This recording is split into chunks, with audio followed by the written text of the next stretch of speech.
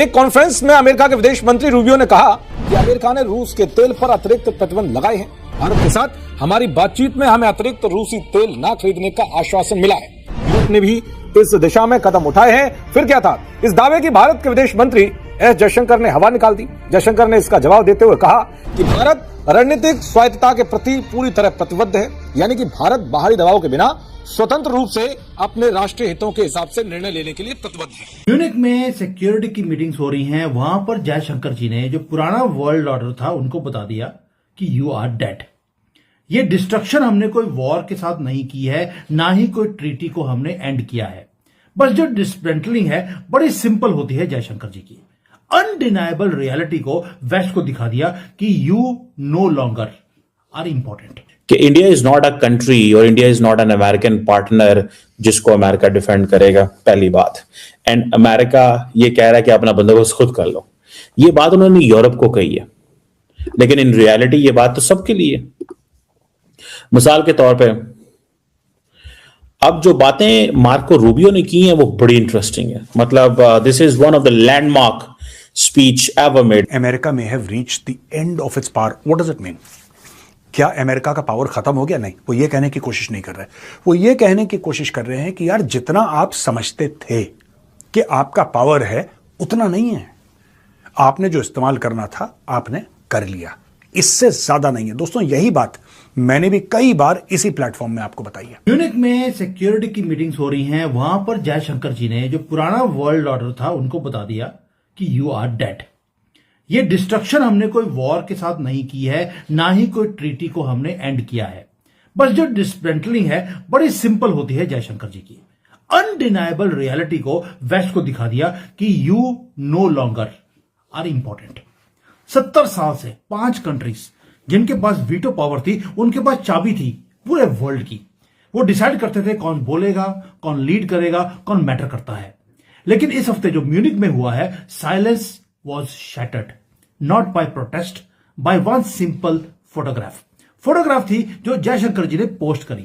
4 आदमी खड़े हैं, इंडिया, जर्मनी, जापान, ब्राजील, जिसको बोलते हैं G4। और ये G4 कोई नया कॉन्सेप्ट नहीं है, ये सुषमा स्वराज जी का शुरू किया हुआ था, लेकिन शुरू नहीं हो पाया। और लेकिन इस वक्त राइट नाउ ये लोग चारों कंट्रीज कोई परमिशन नहीं मांग रही, वो 5 कंट्री से जो यूनाइटेड नेशंस को जो कंट्रोल करती हैं। आज की जो मीटिंग है, ये वीडियो है, ये एक डिप्लोमेटिक कू है जो जयशंकर जी ने जो अनाउंस किया है। और ये रीराइट कर रहे हैं टेक्स्ट बुक्स ऑफ जियोपॉलिटिक्स। अब भूल जाइए कि आपको क्या पढ़ाया गया था हिस्ट्री की बुक्स के अंदर यूनाइटेड नेशंस की सिक्योरिटी काउंसिल के बारे में। ये वो चीज है जो 1945 में शुरू की गई, जब एम्पायर्स एग्जिस्ट करते थे, वर्ल्ड वॉर चल रहा था। उस वक्त जो लोग स्ट्रांग थे उनको परमानेंट सीट दे दी गई। लेकिन अभी जो टाइम है वो एशिया की सेंचुरी है। यूनाइटेड स्टेट्स ने पहली बार एडमिट किया है, जो उनका मार्को रूबियो आया था, यूएसए का सेक्रेटरी ऑफ स्टेट, ओपनली, कि जो 1945 में जो दुनिया थी, जो अब तक कंटिन्यू रही, वो खत्म हो चुकी है। पावर डायनामिक्स शिफ्ट हो चुके हैं। ये अमेरिका खुद एडमिट कर रहा है। ओल्ड गार्ड जो दुनिया की जैसे यूनाइटेड स्टेट्स है वो टायर्ड है, इकोनॉमीज स्टैग्नेंट है, और इन्फ्लुएंस जो है वो खत्म होता जा रहा है। और राइज हो रहा है एक new horizon of new titans, और लीड कर रहा है सारे पैक को भारत। वो कैसे? आज एनालाइज करते हैं कि म्यूनिक में ऐसा क्या गेम चेंजिंग काम जयशंकर जी ने कर लिया।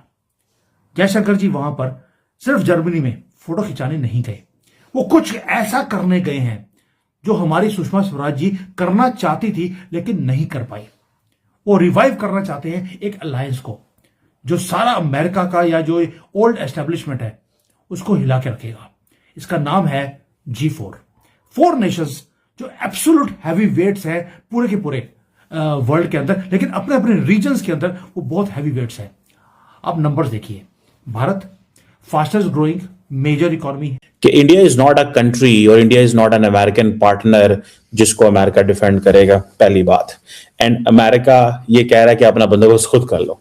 ये बात उन्होंने यूरोप को कही है, लेकिन इन रियलिटी ये बात तो सबके लिए। मिसाल के तौर पे अब जो बातें मार्को रूबियो ने की हैं वो बड़ी इंटरेस्टिंग है। मतलब this is one of the landmark speech ever made by. पिछले साल अमेरिका के वो आए थे, क्या नाम है उनका, जो वाइस प्रेसिडेंट आए थे यहाँ पे म्यूनिक सिक्योरिटी कॉन्फ्रेंस में, और आके उन्होंने स्पीच कर दी, सबको नाराज करके चले गए। ये थोड़ी डिफरेंट है। ये बड़ी खूबसूरत बात की उन्होंने कहा जी कि देखें, जो बातें कोल्ड वॉर के एंड पे चल रही थी ना, वो खत्म हो गई। उसने कहा जी कि हम दुनिया में एंटर हुए, जिसको कहा उन्होंने कहा this is an end of history और this is now to be liberal democracy. और अब हम उस दुनिया में रहेंगे जो बॉर्डरलेस होगी, जैसे यूरोप रह रहा था। ठीक है, उसने कहा ये एक फुलिश आइडिया, और हम जो इंसानी तारीख और इंसानी नेचर है, उसकी जो 5 साल रिकॉर्डेड ह्यूमन हिस्ट्री है, उसको हम भूल गए। लेकिन ऑन द कॉन्ट्रेरी, अगर आप डेमोक्रेट्स की बात करें अमेरिका के अंदर, तो उन्होंने क्या कहा? उन्होंने कहा जनाब ये दिस इज एन टेम्परेरी इरा, ये चले जाना, ये टेम्परेरी इरा है। लेकिन इससे भी अच्छी बात चाइनीज फॉरेन मिनिस्टर ने की, चाइनीज उन्होंने जो वहां पे बात की, उसने कहा कि ये जो नी जर्क यूएस कॉल्स है ना, हम इसके खिलाफ हैं। नी जर्क यूएस कॉल्स।